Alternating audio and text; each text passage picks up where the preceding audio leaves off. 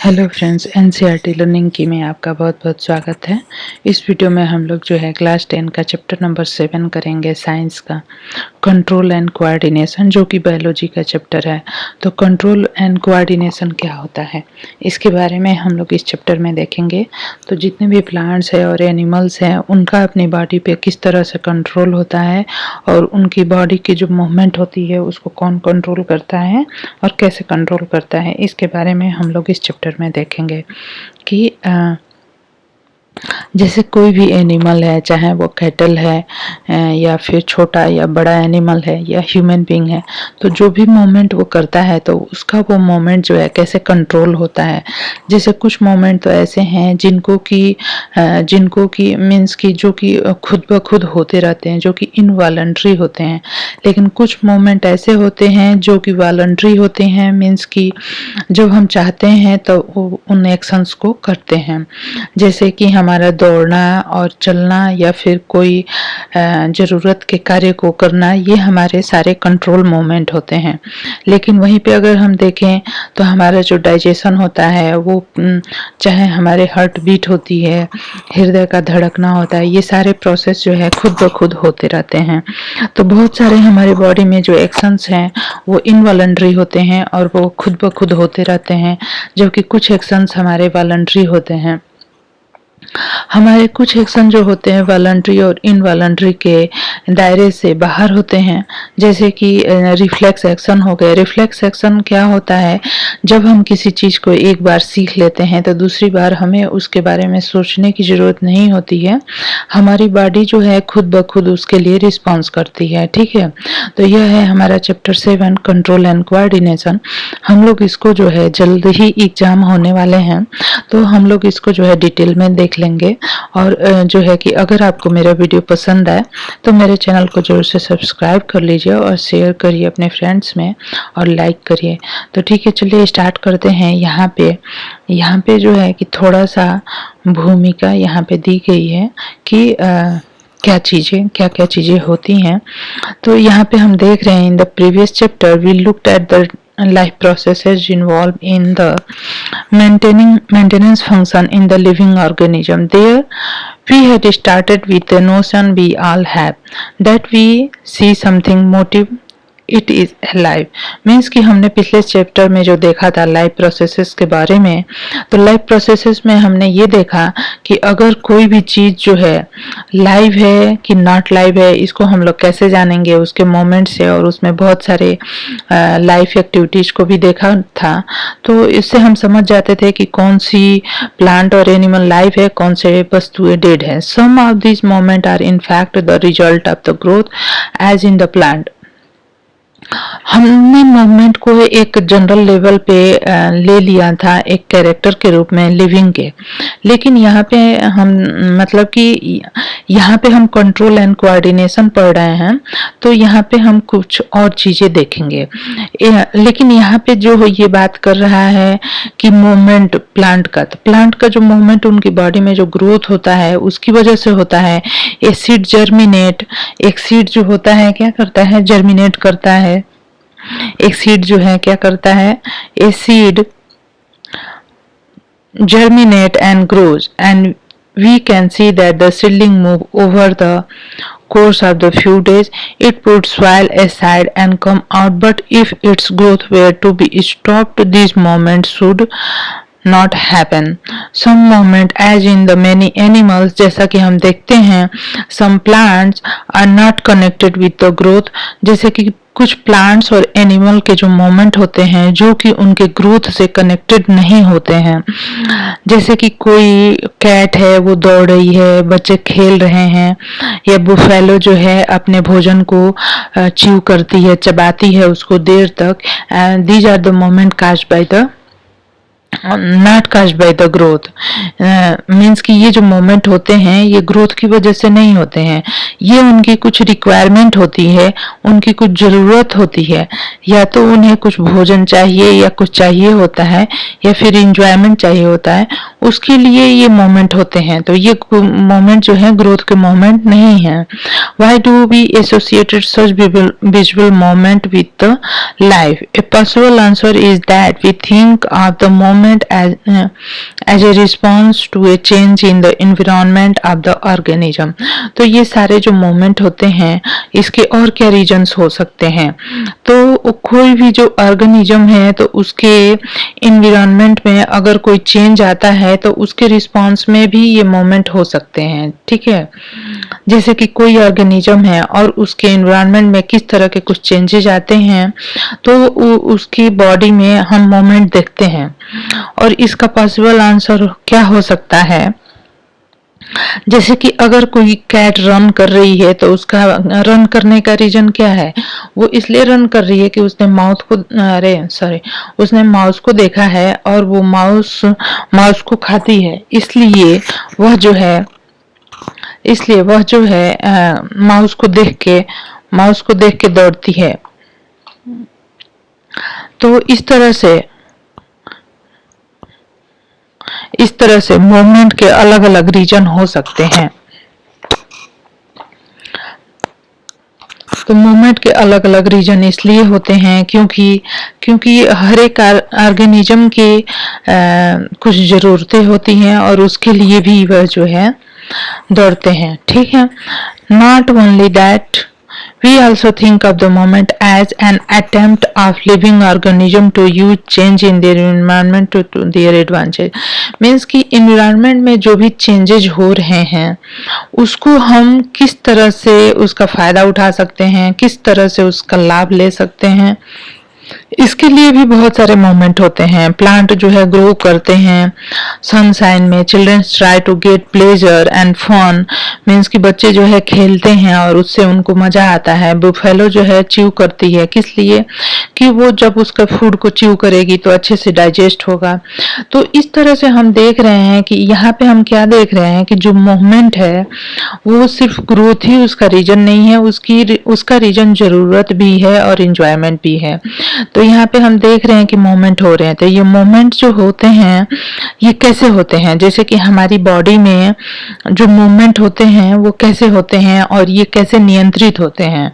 ठीक है, तो यहाँ पे हम देखेंगे कि कैसे नियंत्रित होते हैं। ठीक है, each kind of the change in environment means कि each kind of change in environment evoke an appropriate moment in response। ठीक है, तो हमारे आउटसाइड जो भी चेंजेस होते हैं उनके रिस्पांस में हम जो है एक पर्टिकुलर मोमेंट करते हैं। When we want to talk to our friends in the class, means कि जिस तरह का हमारा सिचुएशन होता है उस सिचुएशन में हमारे बॉडी का मोमेंट कैसा होना चाहिए इस पे हमारा पूरा ध्यान होता है। जैसे कि अगर हम बहुत लोगों की भीड़ में हैं और वहां पे हमें अपने फ्रेंड से कोई बात करनी है तो वहां पे हम धीरे से बात करते हैं।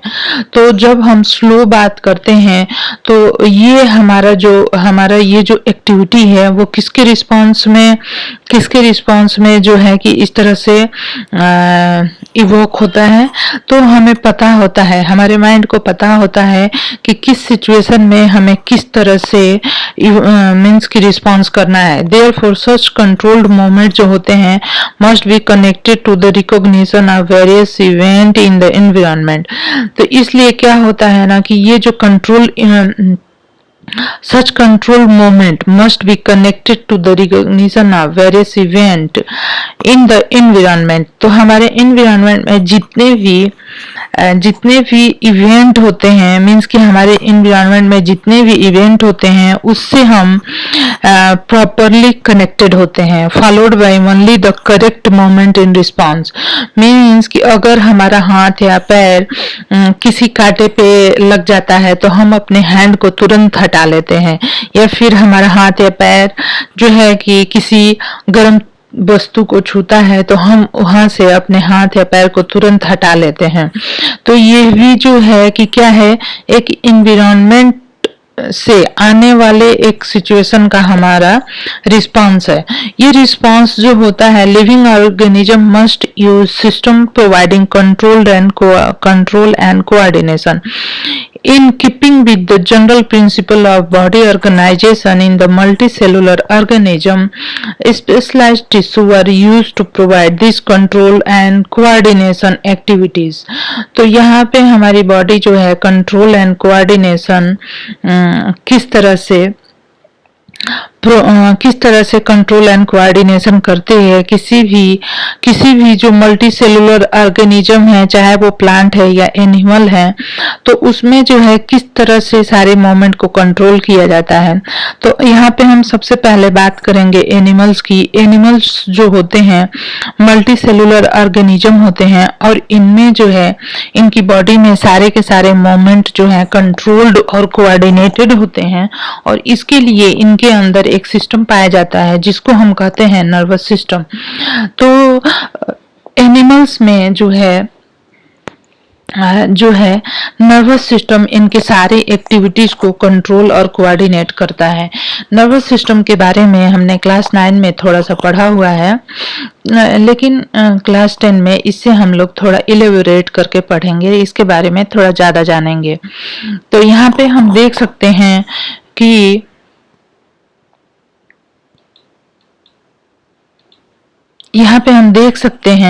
कि जब भी किसी गर्म वस्तु को हमारा हाथ या पैर छूता है तो हम तुरंत अपने हाथ पैर को हटा लेते हैं, ठीक है। We need to detect it, means कि और हमें जो है ये पता होना भी चाहिए, जैसे कि अगर हमने किसी गर्म वस्तु को छुआ और वहां से अपने हाथ या पैर को नहीं हटाया तो क्या होगा कि हमारा हाथ या पैर जो है जल जाएगा। लेकिन हम इस चीज को तुरंत भांप लेते हैं, मीन्स कि तुरंत समझ जाते हैं और फ्रैक्शन ऑफ सेकंड में ये एक्शन हो जाते हैं, ठीक है। तो इसके लिए हमारी बॉडी में कौन सा ऐसा सिस्टम है जो कि वर्क करता है कि हम जो है अपनी बॉडी को किसी भी डेंजर से, किसी भी खतरे से बचा पाते हैं। How do we detect that we are touching a hot object? All information, यहाँ पे all information from our environment is detected by the specialised tips of the some nerve cells. तो हमारी बॉडी में इसके लिए जो नर्वस सिस्टम होता है वो नर्व सेल्स से मिलकर बना होता है। ये जो नर्व सेल्स होती हैं इनके जो टिप होते हैं, मीन्स कि इनकी जो एंडिंग होती है, दोनों ही एंडिंग जो होती है वो बहुत ही सेंसिटिव होती है, और ये बहुत ही सेंसिटिव होती है और इसको पता होता है कि किस सिचुएशन में क्या करना है। स्पेशलाइज्ड टिप्स होते हैं इन नर्व सेल्स के। यहाँ पे इस फिगर में आप देख सकते हैं कि यह नर्व सेल है। यह नर्व सेल जो है यहाँ पे ये इसकी सेल बॉडी है और ये एक्सॉन है और ये नर्व एंडिंग है। यहाँ पे ये डेंड्राइट्स हैं और ये सेंटर में है nucleus. The all information from our environment is detected by the specialized tip of the nerve cells. These receptor are usually located in our sense organ. ये जो रिसेप्टर होते हैं जनरली हमारे सेंस ऑर्गन में located होते हैं। तो हमारे जो सेंस ऑर्गन है वो क्या है? इनर ईयर है, नोज है, टंग है एंड सो ऑन, स्किन भी है। So gustatory receptor will detect taste. जो हमारे गस्टेटरी रिसेप्टर होते हैं वो टेस्ट को डिटेक्ट करते हैं, और अल्फैक्टरी रिसेप्टर जो होते हैं वो किसको डिटेक्ट करते हैं? वो स्मेल को डिटेक्ट करते हैं। तो यहाँ पे ये क्वेश्चन पूछा जाता है कि गस्टेटरी रिसेप्टर जो है किसको डिटेक्ट करते हैं? टेस्ट को। और अल्फैक्टरी रिसेप्टर जो है किसको डिटेक्ट करते हैं? स्मेल को। This information require eight the end of the dendritic tip of the nerve cell set off a chemical reaction that create an electric impulse. This impulse travel from the dendrite to the cell body. तो यहाँ पे क्या होता है, किस तरह से impulse जाते हैं? This impulse travel from dendrite to the cell body. जैसे कि हमारी बॉडी है और हमारी बॉडी में ये नर्व सेल्स का इस तरह से लंबा ऐसे ये जो है कि फाइबर्स के रूप में इस तरह से जुड़ी हुई रहती है। और यहाँ पे जैसे एक अगर नर्व सेल की बात करें तो ये डेंड्राइट जो है ये हमारे स्किन में और हर जगह हमारी बॉडी में इस तरह से ये फैले होते हैं, बिछे होते हैं, और ये हमारी होती है सेल बॉडी। यहाँ से ये रिस्पांस को लेते हैं और ये सेल बॉडी को पहुंचाते हैं। ठीक है। तो यहाँ पे हम देख सकते हैं कि सच एज द, यहाँ पे information acquire at the end of the dendritic tip of the nerve cell set of chemical reaction that create an electric impulse. This impulse travel from dendrite to the cell body and then along the axon to its end. At the end of the axon, the electric impulse set off the release of the some chemicals. These chemicals cross the gap or synapse and start a similar electric impulse in the dendrite of the next neuron. तो यहाँ पे हम देख सकते हैं कि क्या क्या इवेंट्स हो रहे हैं। जैसे कि अगर हम किसी गर्म वस्तु को छूते हैं तो ये जो हमारे डेंड्राइट हैं, यहाँ फिगर में दिखाया गया है कि ये जो डेंड्राइट है हमारे, ये उसको टच करते हैं, यहाँ से इम्पल्स जो है सेल बॉडी में जाता है और सेल बॉडी से यह जो है सेल बॉडी से एक्सॉन्स के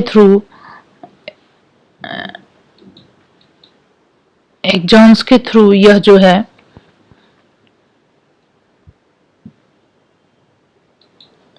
एक्सॉन्स के थ्रू यहाँ से ये डेंड्राइट से ये इम्पल्स जाएगा सेल बॉडी में, यहाँ एक्सॉन्स के थ्रू यहाँ पे जाता है और यहाँ पे ये दूसरा नर्व जुड़ा होता है, तो इस बीच में थोड़ा सा गैप होता है। यहाँ पे कुछ केमिकल सिक्रीट होते हैं और ये केमिकल्स जो है इस इंफॉर्मेशन को यहाँ से यहाँ तक ले जाते हैं, यहाँ से यहाँ तक ले जाते हैं। ठीक है, इस तरह से कोई भी इम्पल्स जो है हमारी बॉडी में एक जगह से दूसरी जगह तक जाता है।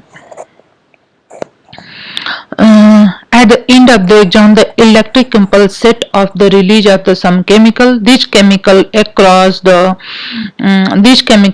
the gap or synapse and start a similar electric impulse in dendrite of the next neuron. तो इस तरह से हमारी पूरी बॉडी में, जैसे कि हाथ से लेके हमारा एक्शन जो है ब्रेन तक कैसे जाता है, तो ये जो है एक वायर की तरह इस तरह से जुड़े रहते हैं और इनके गैप में कुछ केमिकल्स होते हैं जो कि एक न्यूरॉन से दूसरे न्यूरॉन को, ये बीच में केमिकल्स हो गए, एक न्यूरॉन हो गया दूसरा हो गया, बीच में केमिकल्स हो गए, ये यहाँ तक पहुंचा देते हैं इंफॉर्मेशन को। और हमारे अगर हाथ, अगर ह्यूमन बॉडी को देख लेते हैं इस तरह से, तो इस तरह से तो हाथ से होके ये हमारे ब्रेन को जाते हैं और ब्रेन से फिर से एक एक्शन आता है कि हमें अपने हाथ को हटा लेना चाहिए। This is the general scheme of how nerve impulse travel in the body. A similar synapse finally allow delivery of the such impulse from neuron to the other cells such as the muscle cell or the gland. It is thus no surprise that the nerve tissue is made up of the organized network of the nerve cells of the neuron and is specialized for conducting information via electric impulse from one part of the body to the another. तो इस तरह से हमारे body में impulse जो है हमारे body के एक पार्ट से दूसरे पार्ट को जाता है। Is there a difference in how sugar and food taste is if your nose is blocked, means कि इसको हम लोग और आगे देख लेते हैं। यहाँ पे क्या है, What happen in reflex action। अब यहाँ पे हमने देख लिया कि हमारी बॉडी में एक नर्वस सिस्टम होता है जो कि न्यूरॉन से मिलकर बना होता है और हमारी बॉडी के एक पार्ट से लेके दूसरे पार्ट तक ये किसी भी इंफॉर्मेशन को ले जाता है। ठीक है, तो ये हमने देख लिया कि कैसे होता है। What happen in reflex action। Reflex action में क्या होता है, अब यहाँ पे हम देखेंगे कि रिफ्लेक्स एक्शन क्या होता है। रिफ्लेक्स दो वर्ड होता है use very commonly when we talk about some sudden action in response to something in the environment. We say I jumped out of the way of the bus, reflexively I pulled my hand back from the flame. Reflexively means कि बहुत सारे हमारे body में जो action होते हैं वो रिफ्लेक्सली होते हैं, मीन्स कि उसमें सोचने की कोई जरूरत नहीं होती है और उन एक्शंस को होने में बिल्कुल भी टाइम नहीं लगता है। फ्रैक्शन ऑफ सेकेंड में ये सारे एक्शन हो जाते हैं हमारी बॉडी के द्वारा। तो और यहाँ पे ये reflex action fraction of second में होने जरूरी भी हैं, क्योंकि अगर हमें इस किसी भी रिफ्लेक्स एक्शन जो हमारी बॉडी के लिए जरूरी है उसमें अगर हम लेट करेंगे तो हमारा बहुत बड़ा नुकसान हो जाएगा। अब यहाँ पे हम देखते हैं, I was so hungry my mouth started watering reflexively. What exactly do we mean. इन सारी बातों का मतलब क्या है कि हमारी बॉडी में कुछ जो रिफ्लेक्स एक्शन होते हैं इसको हम लोग चलिए समझते हैं। As this These are the situations where we are responding with some action of change in our environment. How is control and coordination achieved in some situation? तो यहाँ पे हम देखेंगे. Let us consider this further. Take one of our example. Touching a flame is an urgent and dangerous situation for us or in fact for any animal. तो जो है flame जो है या फायर जो है उसको टच करना बहुत ही डेंजरस है किसी भी एनिमल के लिए, किसी भी ह्यूमन बीइंग के लिए. How would we respond to this unseemingly simple way is to think consciously about the pain and the possibility of getting burnt and therefore move our hand. An important question then is how long will it take us to think all this? Means कि अगर किसी भी गर्म वस्तु को हमारे हाथ छूते हैं तो हम जो है वहां से अपने हाथ को तुरंत हटा लेते हैं. इन सारी वस्तुओं को मीन्स कि अगर हमने किसी गर्म वस्तु को छुआ फिर सोचा और फिर हाथ को हटाया, इन सारे एक्शन में कितना समय लगता है? तो फ्रैक्शन ऑफ सेकंड भी नहीं लगते. लेकिन अगर हमें इनको सोच के करना रहे और फिर हम जब तक ये सोचेंगे तब तक हमारा बहुत सारा नुकसान हो सकता है. तो यहाँ पे हम देखते हैं the answer depend on how we think. If nerve impulse are sent around the way we have talked about earlier.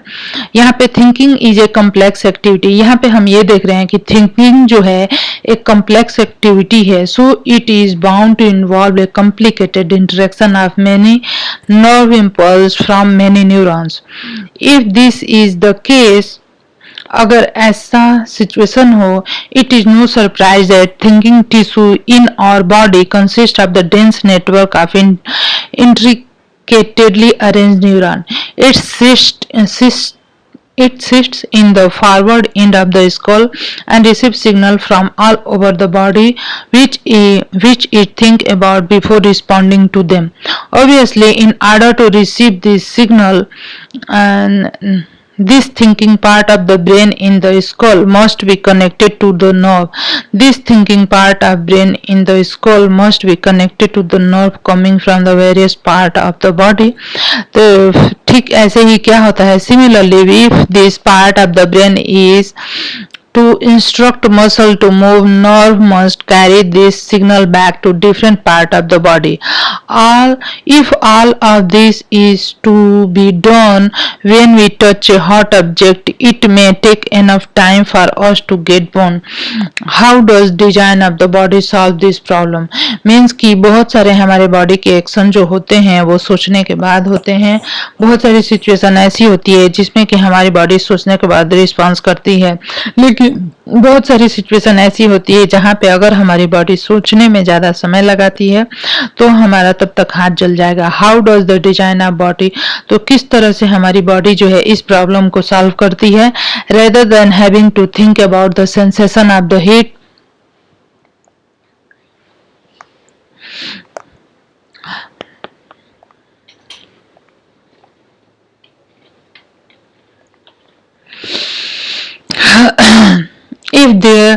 rather than having to think about the sensation of heat, if the nerves that detect heat were to be connected to the nerves that move muscle in a simpler way, the process of detecting the signal or the input and respond to it by an input action might be completed quickly. Such a connection is commonly called a reflex arc. तो हमारी body में जो होते हैं reflex arc होते हैं जो कि हमारे इस तरह की प्रॉब्लम को सॉल्व करते हैं. ठीक है, बहुत सारे सिचुएशन ऐसी होती है जिसमें कि हमारी बॉडी सोच के रिएक्ट करती है, लेकिन बहुत सारी सिचुएशन ऐसी होती है जिसमें कि हमारी बॉडी अगर सोच के रिस्पॉन्स करेगी तो हमारा बहुत नुकसान हो जाएगा. इसके लिए हमारी बॉडी में रिफ्लेक्स आर्क बने होते हैं. ये रिफ्लेक्स आर्क जो होते हैं ये खुद ब खुद एक्शन लेते हैं. When should such reflex arc connection be made between the input nerves and the output nerves? तो यहाँ पे क्या होता है कि इनपुट नर्व से जैसे ही सेंसेशन सेंसेशन आता है, जैसे ये इनपुट नर्व हो गया, ये आउटपुट नर्व हो गया, तो वो तुरंत आउटपुट नर्व को एक्शन के लिए इम्पल्स भेज देता है. Such a connection commonly called the reflex are we should such reflex or connection be made between the input nerve and output nerve. The best place of course would be at the point where they first meet each other. Nerve from all over the body meet in the bundle. हमारी पूरी body के जो nerves होते हैं वो हमारे spinal cord में जो बंडल होते हैं नर्व्स के, उनसे जाके मिले होते हैं. So although the information input goes on to the reach the brain.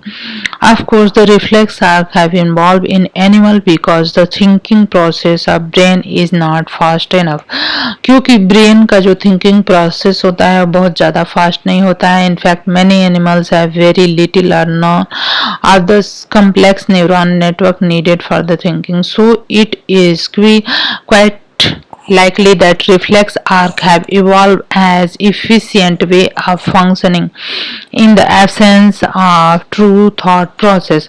However, even after complex neuron network have come into existence, However, even after complex neural network have come into, reflex are continue to be more efficient for quick response. तो quick response के लिए जो है कि reflex arc होते हैं हमारी body में.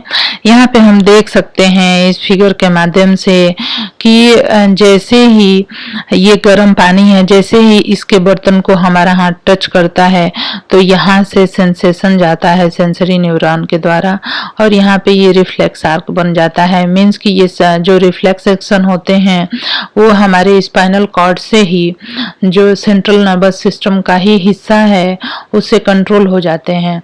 तो जैसे ये सेंसेशन जाता है वैसे ये सेंसेशन जल्दी से मोटर न्यूरॉन्स के द्वारा आता है और हमें बताता है कि हमें अपने हाथ को हटा लेना चाहिए. ठीक है, तो इस तरह से हमारी बॉडी में ये सारी चीज़ें कंट्रोल होती है. ह्यूमन ब्रेन को यहाँ पे हम देख लेते हैं. तो ह्यूमन ब्रेन जो होता है is reflex action the only function of spinal cord. Means कि हमारी बॉडी में जो रिफ्लेक्स एक्शन होते हैं क्या वो सिर्फ हमारे स्पाइनल कार्ड के द्वारा ही कंट्रोल होते हैं या फिर हम इसमें हमारे ब्रेन का भी कुछ रोल होता है. इसको हम समझेंगे. Obviously not, since we know that we are thinking beings. Means कि ह्यूमन बींग जो है सोचने वाला एक प्राणी है. स्पाइनल कार्ड जो होता है वो बना होता है नर्व्स जो कि इंफॉर्मेशन को सप्लाई करती है टू थिंक. ठीक है, तो हमारी जो स्पाइनल कार्ड है उसमें नर्व्स होती है और ये इंफॉर्मेशन जो है प्रोवाइड करती है ब्रेन को थिंक करने के लिए. Thinking involves more complex mechanism and neural connection. जो हमारे दिमाग की थिंकिंग प्रोसेस है वो एक बहुत ही कम्प्लेक्स मैकेनिज्म है और यह जो है these are concentrated in the brain. Means कि हमारी बॉडी में जितना भी थिंकिंग का प्रोसेस होता है उसके लिए हमारी बॉडी में एक पर्टिकुलर पार्ट है जिसको हम ब्रेन कहते हैं और वहीं पे हमारी बॉडी का थिंकिंग प्रोसेस होता है. और यह जो है हमारी बॉडी का कोऑर्डिनेशन सेंटर भी है. ब्रेन और स्पाइनल कॉर्ड जो है सेंट्रल नर्वस सिस्टम को बनाते हैं. ये रिसीव करते हैं इंफॉर्मेशन को all part of the body and integrate it. Means कि ब्रेन और स्पाइनल कॉर्ड जो होते हैं हमारी बॉडी के डिफरेंट पार्ट्स इंफॉर्मेशन को लेते हैं और उसको कोऑर्डिनेट करते हैं कैसे एक्शन करना है. We also think about our action. Writing taking moving एक मीन्स कि जब भी हम बात करते हैं या फिर लिखते हैं या फिर किसी कार को मूव करते हैं, क्लैप करते हैं, तो eight the end of the program are example of the voluntary action which are based on the deciding what to do next. So the brain also has to brain के पास जो है also has to send message to muscle. This is the second way in which the nervous system communicate with the muscle. The communication between the central nervous system and other part of the body is facilitated by the peripheral nervous system and consisting of cranial nerves arising from brain and spinal nerves arising from the spinal cord. The brain thus allows us to think and take action based on that thinking. As you will expect, this is accomplished through a complex design with different part of the brain responsible for integrating different input and output. The brain has the three such major part of the region. Brain में हमारे brain में तीन मुख्य part होते हैं जो कि है फोर ब्रेन, मिड ब्रेन और हैंड ब्रेन। ठीक है, फोर ब्रेन, मिड ब्रेन और हैंड ब्रेन। जो हमारा फोर ब्रेन होता है वो हमारा मेन थिंकिंग पार्ट होता है। जो हमारा फोर ब्रेन होता है, the fore brain is the main thinking part of the brain. It has reason which receives sensory impulse from the various separate areas of the forebrain are specialized for hearing, smell, sight, and so on. There are separate area of association where this sensory information is interpreted by putting it together with information from the other receptor as well as with the information that is already stored in the brain. Based on और इन सारी चीज़ों के basis पे Based on all this, a decision is made about how to respond and information is passed on to the motor area which control movement of voluntary muscle. यहाँ पे हम example लेंगे। और लेग मसल, हमारे जो leg के muscle होते हैं, certain sensation are distinct from the seeing or hearing. हमारे जो लेग मसल होते हैं उनमें जो सेंसेशन होते हैं वो सेंसेशन हियरिंग के और देखने के सेंसेशन से अलग होते हैं। How do we know that we have eaten enough, means कि हम कैसे समझ जाते हैं कि हमें कितना खाना खाना है, कब हमें भूख लगी है और कब हमारा पेट जो है फुल हो गया है। ये सारे के सारे जो एक्शन होते हैं ये हमारे फोर ब्रेन में होते हैं। यहाँ पे इस फिगर में हम देख सकते हैं हमारे ब्रेन का बनावट कैसा होता है। यह जो है ह्यूमन ब्रेन है, यह स्पाइनल कॉर्ड से यहाँ से जुड़ा होता है। यह हमारा फोर ब्रेन होता है यह, और यहाँ पे हमारा ये मिड ब्रेन होता है। और जो है कि हमारा हैंड ब्रेन को, ये हमारा ये छोटा सा जो हिस्सा होता है ये हैंड ब्रेन का होता है। ठीक है, और ये मिड ब्रेन का होता है जो कि बिल्कुल बीच में होता है। फोर ब्रेन हमारा यहाँ से आगे से लेके पूरा यहाँ तक होता है, यह हमारा फोर ब्रेन हो जाता है। फोर ब्रेन के बहुत सारे पार्ट होते हैं। सेरिब्रम होता है, क्योंकि हमारा ब्रेन बहुत ही सॉफ्ट स्ट्रक्चर होता है, इसके प्रोटेक्शन के लिए एक बोन होती है जिसको हम क्रेनियम भी बोलते हैं या स्कल भी बोलते हैं। हमारा जो हैंड ब्रेन होता है वो पॉन्स, मेडुला और सेरिबेलम से मिलकर बना होता है। तो ये क्वेश्चन एग्जाम में पूछे जाते हैं कि हैंड ब्रेन पॉन्स, मेडुला और सेरिबेलम से मिलकर बना होता है, मिड ब्रेन में बस एक ही पार्ट होता है। और जबकि हमारा फोर ब्रेन में होता है हाइपोथैलेमस, पिट्यूटरी ग्लैंड, सेरिब्रम, ये सारी चीजें हमारे हैंड ब्रेन में होती है। तो हमने अपने ब्रेन का हिस्सा तो देख लिया। मीन्स कि यहाँ पे लेवल्ड डायग्राम बनाने को भी पूछा जा सकता है। एग्जाम में जो है पूछ देता है कि ह्यूमन ब्रेन का लेवल डायग्राम बनाइए। Let us look at the other use of the word reflex. Reflex के और कहाँ कहाँ पे यूज होते हैं इसको हम लोग देखेंगे।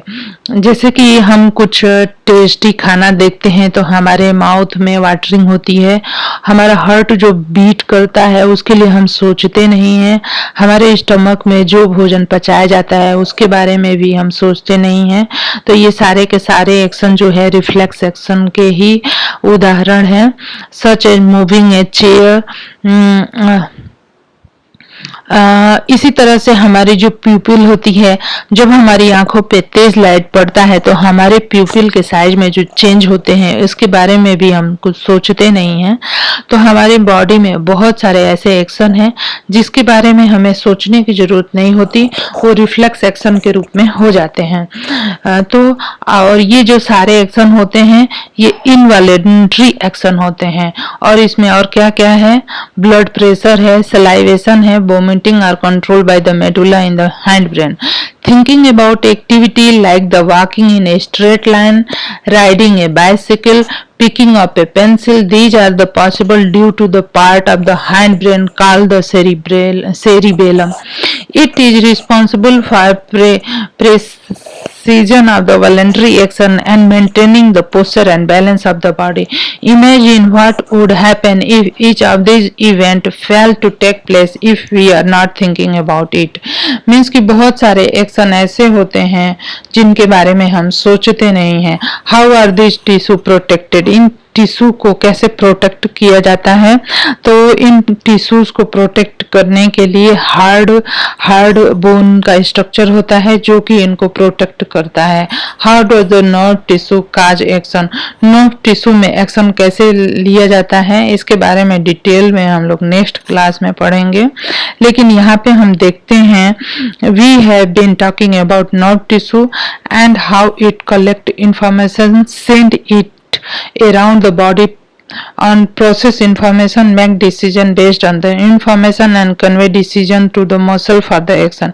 In other words, when the action or movement is to be performed, muscle tissue will do the final job. How do animal muscle move? Animal के muscle कैसे move करते हैं? When a nerve impulse reaches the muscle, जब भी कोई nerve impulse muscle को पहुंचती है, the muscle fiber must move. muscle के fiber move करते हैं. How does a muscle cell move? The simple notion of the movement of the cellular level is that the muscle cell will move by changing their shape so that they are shortened. Means कि यहाँ पे moment के बारे में बताया गया है कि किस तरह से हमारी बॉडी के अंदर में मोमेंट होते हैं, कंस्ट्रक्शन एंड मीन्स की मसल जो होती है कंस्ट्रक्ट हो जाती है और स्ट्रेच होती है, तो इस तरह से मूवमेंट होते हैं। यहाँ पे जो क्वेश्चन आंसर है इसको हम लोग नेक्स्ट वीडियो में करेंगे, लेकिन यहाँ पे जो नेक्स्ट है वो है कोऑर्डिनेशन इन प्लांट्स। प्लांट्स में जो है कि कोऑर्डिनेशन कैसे होता है, मीन्स की कंट्रोल एंड कोऑर्डिनेशन हम इस चैप्टर में देख रहे हैं। तो देख लिया कि एनिमल्स में कंट्रोल एंड कोऑर्डिनेशन किस तरह से होता है। अब हम देखेंगे कि प्लांट्स में कंट्रोल एंड कोऑर्डिनेशन किस तरह से होता है। एनिमल्स में कंट्रोल एंड कोऑर्डिनेशन के लिए नर्वस सिस्टम पाया जाता है, जबकि प्लांट्स में कंट्रोल एंड कोऑर्डिनेशन के लिए कोई नर्वस सिस्टम नहीं होता है। But plants have neither a nervous system nor the muscle. Means कि मसल्स भी हमारे एनिमल की बॉडी में मूवमेंट को कंट्रोल करती है, लेकिन प्लांट की जो बॉडी होती है उसमें ना तो मसल होते हैं ना तो नर्व्स होते हैं। So how do they respond to stimuli when we touch the leaves? जैसे कि हम कुछ प्लांट्स के बारे में जानते हैं, जैसे कि छुई मुई प्लांट है, टच मी नॉट प्लांट है। जब हम इसको टच करते हैं तो कैसे ये अपने लीव्स को ड्रॉप कर देता है। When a seed germinate, the root goes down. जैसे कि जब कोई सीड को हम ग्रो करते हैं तो उसका रूट जो होता है मिट्टी में अंदर की तरफ मूव करता है, जबकि उसका जो लीव्स है वो बाहर लाइट की तरफ मूव करता है। तो ये सारी चीजें कैसे होती हैं? There is no growth involved in this moment. और यहाँ पे जो है ग्रोथ भी इसका रीजन नहीं है। तो ये जो मोमेंट होते हैं डायरेक्शनल मोमेंट होते हैं, और ये जो मोमेंट होते हैं कैसे होते हैं? डायरेक्शनल मोमेंट होते हैं। यहाँ पे हम समझेंगे इमीडिएट रिस्पांस टू स्टिमुलस। जैसे कि टच मी नॉट प्लांट है तो इसकी ये जो है बहुत ही सेंसिटिव प्लांट होता है, और यहाँ पे ग्रोथ भी इन्वॉल्व नहीं है इसके मोमेंट में। ये अपने लीव्स को जब मूव करता है in response to touch, but there is no nerve tissue. यहाँ पे कोई नर्व टिश्यू नहीं होता है, मसल भी नहीं होते हैं। फिर ये कैसे टच के रिस्पांस में अपने लिप्स को मूव करता है, इसको सेंसिटिव प्लांट भी बोलते हैं। If you think about where exactly the plant is touched and what part of the plant actually moved. It is apparent that movement happened at a point different from the point of the touch means कि हम जहाँ पे touch करते हैं उससे different place पे जो है कि क्या होता है, मूवमेंट होता है. So information that a touch has occurred must be communicated. The plant also use electric chemical mean to convey this information from cell to cell. तो ठीक है, तो प्लांट्स में यह जो मूवमेंट होता है यह कैसे होता है, यह इलेक्ट्रोकेमिकल मीन्स होता है जिसके द्वारा यह इंफॉर्मेशन को कन्वे करता है. But unlike in animals there is no means की जो एनिमल्स में नर्वस टिश्यू और मसल टिश्यू होते हैं इस तरह का कोई अरेंजमेंट नहीं होता है. प्लांट्स में ये इलेक्ट्रोकेमिकल मूवमेंट के द्वारा इलेक्ट्रोकेमिकल प्रोसेस के द्वारा अपने मूवमेंट को कंट्रोल करते हैं. Movement due to growth, growth की वजह से जो मूवमेंट होता है यहाँ पे हम देखेंगे. तो बहुत सारे मूवमेंट होते हैं जो कि ग्रोथ की वजह से होते हैं. जैसे यहाँ पे अगर किसी प्लांट को हम ग्रो करते हैं तो उसकी लीव्स जो होती है सन के लाइट की तरफ मूव हो जाती है. तो यह जो है यह सन लाइट के प्रेजेंस की वजह से है, इन रिस्पांस टू सनलाइट है. तो इस तरह के मोमेंट को हम लोग यहाँ पे पढ़ेंगे. इन्वायरमेंट जो है ट्रिगर करता है सच एज लाइट, जैसे कि इन्वायरमेंटल ट्रिगर्स. जो इन्वायरमेंट में हमारे स्टिमुलस प्रेजेंट है वो प्लांट्स के मोमेंट को ट्रिगर करते हैं या फिर उसके मोमेंट को निर्धारित करते हैं, न कि उनकी बॉडी. जैसे कि लाइट की तरफ प्लांट का स्टेम ज्यादा मुड़ जाती है, और the gravity will change the direction that plant part grow in. This directional or tropic movement can be either towards the stimulus or away from it. So in two different kind of phototropic movements, shoot respond by bending towards light while the root respond by bending away from it. How does this help the plant? Means कि plant show tropism in response to other stimuli as well. जैसे कि light की presence और absence के आधार पे plant का जो movement होता है और या फिर किसी भी बाहरी स्टिमुलस के रिस्पांस के आधार पे जो मूवमेंट होता है उसको ट्रोपिज्म कहते हैं. ट्रोपिज्म मूवमेंट होते हैं ये प्लांट में. तो इस तरह के मूवमेंट को हम लोग ट्रॉपिक मूवमेंट कहते हैं, ट्रोपिज्म कहते हैं. अब यहाँ पे हम देखेंगे कि tropism in response to other stimuli. Root जो होती है प्लांट की वो जो है हमेशा मिट्टी के अंदर ग्रो करती है, तो इसको हम पॉजिटिव जियोट्रोपिज्म कहते हैं. जबकि सूट जो होता है वो मिट्टी से दूर की तरफ ग्रो होता है, इसको हम नेगेटिव जियोट्रोपिज्म कहते हैं. ठीक है, जैसे हाइड्रो मीन्स कि water and the chemo refers to the chemical. Hydrotropism और द कीमोट्रोपिज्म का मतलब क्या हुआ, जो प्लांट्स वाटर की तरफ मूव करते हैं उनको हाइड्रोट्रोपिक मूवमेंट भी कहते हैं. Let us now once again think about how information is communicated in the bodies of the multicellular organism. तो movement of the sensitive plant, जो sensitive plant होते हैं उन तो वो टच के रिस्पॉन्स करते हैं बहुत ही quickly. The moment of the sunflower, जो सनफ्लावर होता है उसका जो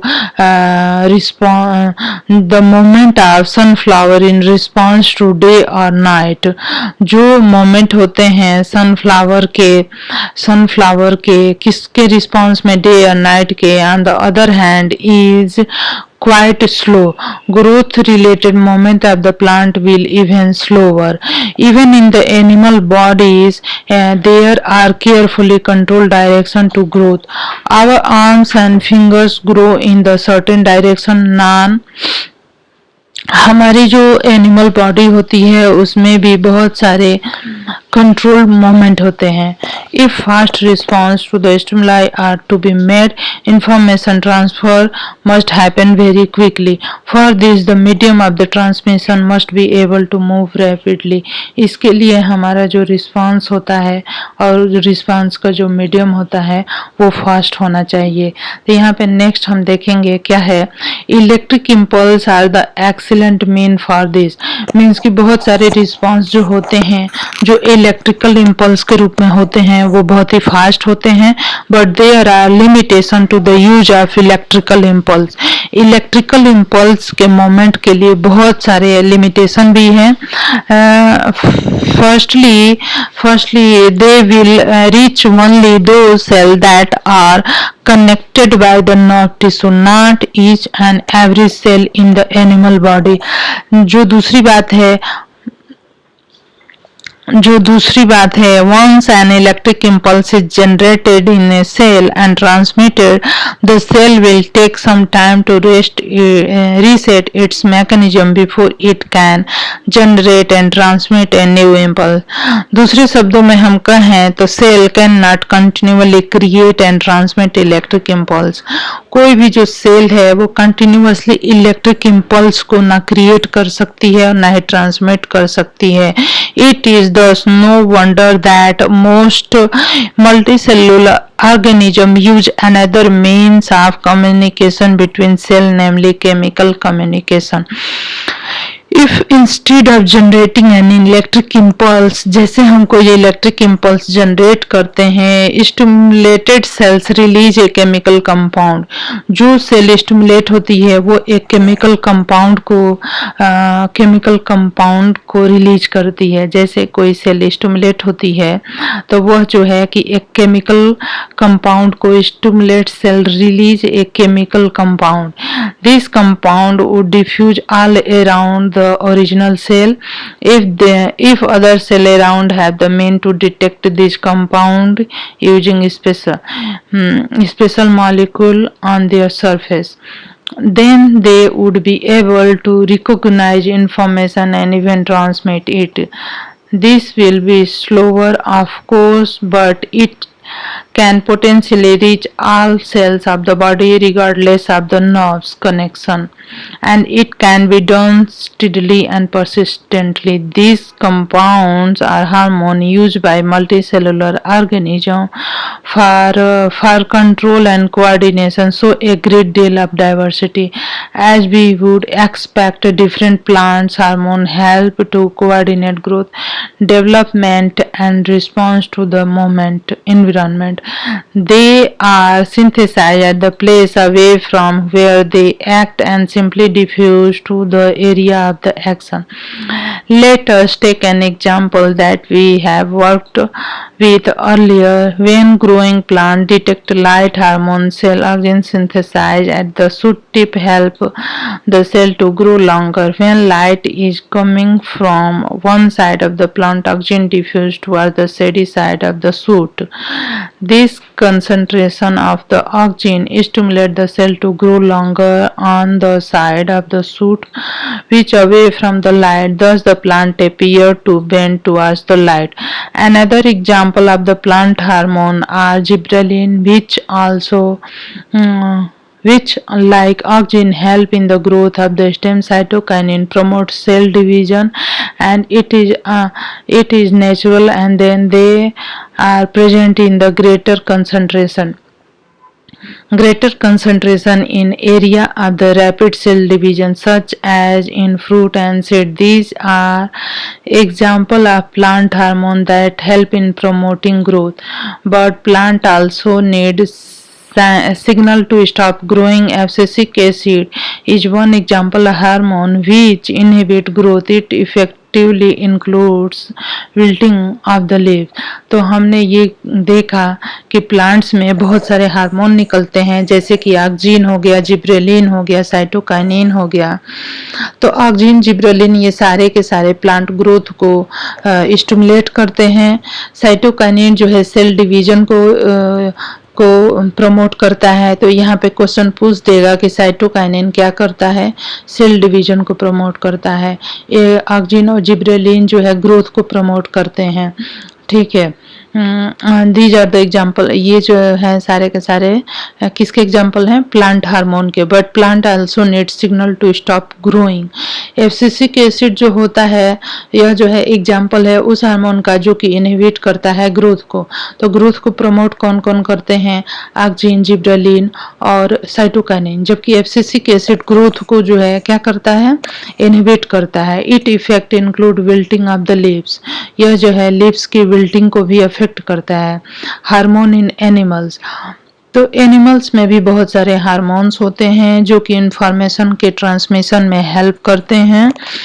अगर हम स्क्वेरल्स की बात करें यार, इन्हें इसके जब वो किसी डेंजरस सिचुएशन में होती है तो वो अपनी बॉडी को जो है तैयार कर लेती है फाइट करने के लिए या रन करने के लिए, बट आर वेरी कॉम्प्लिकेटेड। यह जो एक्टिविटी होती है बहुत ही कॉम्प्लिकेटेड होती है और आगे के क्लासेस में जाके इसको हम लोग पूरा डिटेल में पढ़ेंगे।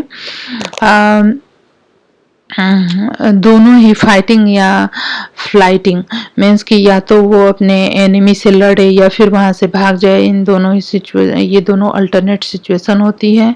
If the body design in the squirrel relied only on electric impulse via nerve cells, the range of the tissue instructed to prepare for the coming activity would be limited. तो यहाँ पे हम एक बात कर रहे हैं एड्रीनलिन की। एड्रीनलिन सिक्रीट किया जाता है directly into the blood and carry to different part of the body. The target organ are the specific tissue on which it act include the heart. As a result, the heart beat faster, resulting in supply of the more oxygen to our muscle. The blood to the digestive system and skin is reduced due to contraction of the muscle around small arteries in these organs. This divert the blood toward the skeletal muscle. The breathing rate also increase because of the contraction of the diaphragm and the rib muscle. All these responses together enable the animal body to be ready to deal with the situation. Such animal hormones are part of the endocrine system, which constitutes a second way of control and coordination in our body.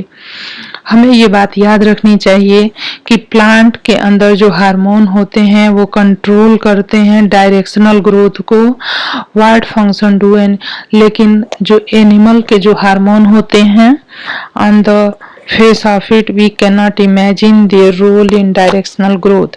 Means कि जो animal के hormone होते हैं उनका ऐसा कोई role नहीं होता है डायरेक्शनल बेसिस पे। ठीक है, अब हम यहाँ पे देखेंगे endocrine gland in human being. Human being में कौन कौन से इंडोक्राइन ग्लैंड्स होती हैं।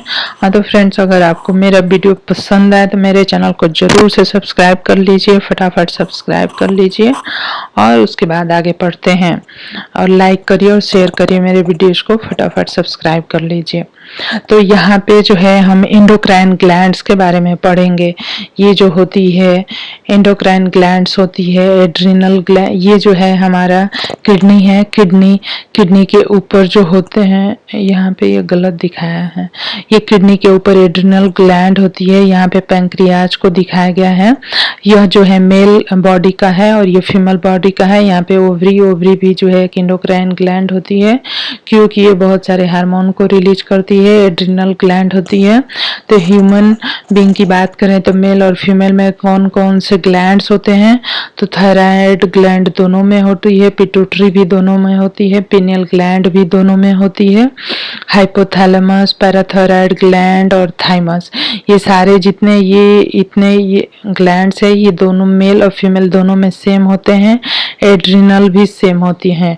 ठीक है, यहाँ पे आप देख सकते हैं एड्रिनल ग्लैंड भी होती है। यहाँ पे अगर देखें तो यहाँ पे ओवरी के जो ग्लैंड है, ओवरी जो ग्लैंड है ये फीमेल की है और टेस्टिस जो ग्लैंड है मेल की है। तो यहाँ पे हमसे पूछ दिया जाता है कि कौन कौन सी ग्लैंड है ह्यूमन बॉडी में, या फिर कौन सी ग्लैंड कहाँ पे प्रेजेंट होती है। तो हाइपोथैलेमस, पिनियल ग्लैंड और पिट्यूटरी ग्लैंड। हाइपोथैलेमस, पिनियल और पिट्यूटरी, ये तीनों जो है ब्रेन में स्थित होती है, जबकि थायराइड, पैराथायराइड और थाइमस, ये 3 ग्लैंड जो है हमारे गले, थ्रोट में प्रेजेंट होती है। ठीक है, थायराइड, पैराथायराइड एंड थाइमस। और ये पैंक्रियाज जो है हमारे स्टमक में प्रेजेंट होता है, और एड्रिनल ग्लैंड भी। यहाँ पे हो गए टेस्टिस और ये हो गई ओवरी। तो यहाँ पे ये हमने देख लिया कि कौन कौन से ग्लैंड्स हैं। तो हमें यहाँ पे क्लास 10 में बस इतना ही पढ़ना है कि ह्यूमन बॉडी में कौन कौन से ग्लैंड प्रेजेंट होते हैं और उनका कार्य क्या होता है। इसको जो है हम लोग डिटेल में नेक्स्ट क्लास में पढ़ेंगे। ठीक है, सम टाइम वी कम, कभी कभी हम देखते हैं कि कुछ लोग जो है छोटे होते हैं, कुछ जो है बहुत ज़्यादा लंबे होते हैं। तो वहाँ पे पिट्यूटरी से निकलने वाला एक हार्मोन होता है। पिट्यूटरी ग्लैंड कहाँ होती है? ब्रेन में होती है। उससे एक हार्मोन निकलता है जिसको हम लोग ग्रोथ हार्मोन कहते हैं। और यह हार्मोन जो है अगर ज़्यादा मात्रा में निकलता है तो बॉडी को बहुत ज़्यादा लंबा कर देता है, अगर बहुत कम निकलता है तो ये ड्वार्फ बना देता है। इसलिए इसका बॉडी में बैलेंस होना बहुत ही ज़रूरी है। हमारी बॉडी में जितने भी ग्लैंड्स हैं उन सब का एक बैलेंस मात्रा में, एक बैलेंस वे में कार्य करना बहुत इम्पोर्टेंट है। अगर इनका बैलेंस बिगड़ता है तो हमारी बॉडी में हाइपो या हाइपर टाइप की समस्याएं जो है विकसित हो जाती हैं। इसके बारे में हम लोग नेक्स्ट क्लास में पढ़ेंगे। इसके जो क्वेश्चन आंसर हैं वो मैं नेक्स्ट वीडियो में कराऊंगी। तो इस वीडियो में इतना ही। धन्यवाद।